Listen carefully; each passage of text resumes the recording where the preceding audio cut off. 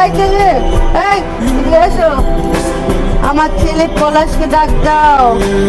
আমি তো তোমার ছেলে পলাশ। মিথ্যা কথা। তোমার সমস্যাটা কি পলাশ?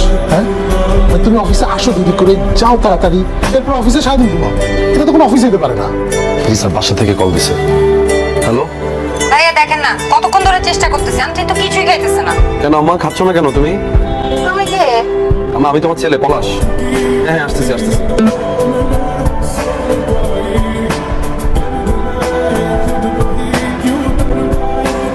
হ্যাঁ সরি, আমি আর আপনাদের এখানে ডিউটি করতে পারবো না। কেন কি সমস্যা? আমি তো আপনাকে বললাম আমি টাকা বাড়িয়ে দিচ্ছি। টাকায় কি সব? আন্টির মতো একজন বয়স্ক মানুষ প্রত্যেকটা দিন বিছানার মধ্যে বাথরুম করতেছে, আর সেগুলো আমার ক্লিন করা লাগতেছে। এটা তো চারটিখানি কথা না। যেভাবে একটা মেয়ে বিছানা বাথরুম করেন, আমার আম্মু হয়তো বা বিলটা চাপ দিতে পারেন। যাই হোক, আপনি কালকে থেকে এখানে আসা দরকার নেই। ইউ ক্যান গো নাও। লাগবে